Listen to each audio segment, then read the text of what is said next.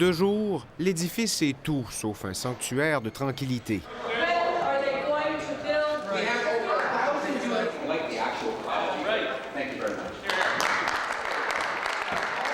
Mais quand le soleil se couche, les diurnes débats disparaissent, le silence s'abat sur Queen's Park, mais l'endroit n'est peut-être pas aussi tranquille qu'on le pense.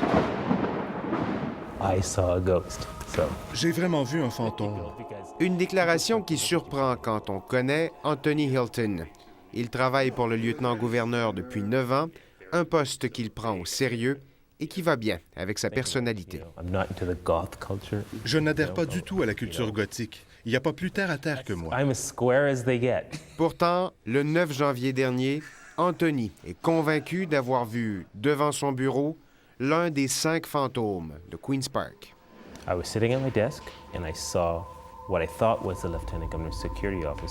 J'étais assis à mon bureau et j'ai cru voir l'agent de sécurité du lieutenant-gouverneur qui quittait les toilettes derrière la réception. J'ai marché dans sa direction et je m'attendais à le croiser, mais il s'était volatilisé.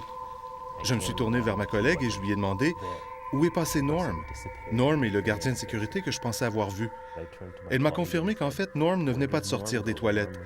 Et c'est elle qui m'a dit « Anthony, tu avais un fantôme. » In fact, Norm didn't just come out of the washroom, so it was my colleague at the time who said, Anthony, you saw the ghost. Une hallucination, direz-vous? Quelques mois plus tard, le 23 mai, aux petites heures du matin, c'est la concierge du lieutenant-gouverneur qui voit un homme traverser les appartements. Aujourd'hui, elle refuse de rester seule dans la pièce, terrifiée par ce qu'elle a vu, terrifiée surtout d'avoir reconnu celui qui passait devant elle. La femme de ménage est montée et a montré du doigt l'un des portraits. Par respect pour la famille, nous n'avons pas identifié le modèle du tableau. Ce serait l'un des 5 fantômes résidents de Queen's Park. 3 apparitions féminines ont été vues ici. La première est appelée la jeune fille. Elle porte une robe à carreaux et a recouvert son visage d'un tablier pour qu'on ne voit pas ses traits. Personne ne l'a jamais vue d'ailleurs, comme si elle avait honte. La deuxième, c'est la dame en blanc. Elle est vêtue de blanc et a une chevelure grise. La troisième et la plus horrible des apparitions se situe dans le tunnel qui relie Queen's Park au bâtiment de l'Est. Si quelqu'un se promenait ici, il pourrait voir une personne pendue à un crochet, les pieds juste au-dessus du sol. On a aussi vu un vieux soldat et un fantôme dans le bureau du lieutenant-gouverneur. S'agit-il d'ex-politiciens en mal d'attention? Peut-être pas. Si certains de ces fantômes sont des habitués de l'édifice, d'autres sont probablement plus familiers avec le terrain. Eh bien, Queen's Park, tel que nous le connaissons aujourd'hui, date seulement de 1892.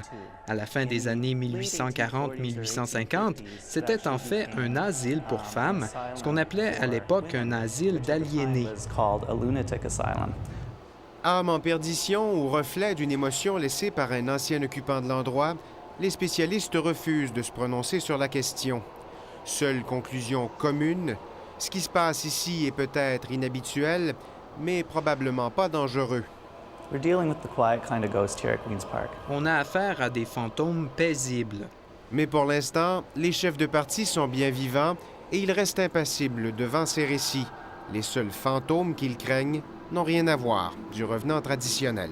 Le seul fantôme que j'ai vu ici, c'est un fantôme très, très effrayant. C'est le fantôme des promesses non tenues de M. McGuinty. Je pense que le seul fantôme ici à Queen's Park, c'est les promesses brisées des libéraux. Même si je n'ai jamais vu des fantômes, je suis toujours hanté par la mauvaise gestion budgétaire d'un certain ancien gouvernement. Le lieutenant-gouverneur, lui, préfère ne pas être interviewé sur la question, mais que les élus provinciaux soient sans crainte, il croit comprendre que les fantômes sont de juridiction fédérale. Et puis, ces vaporeux voisins ne sont finalement pas très dérangeants. Peut-être qu'après tout, ils ajoutent même un peu au charme de l'édifice.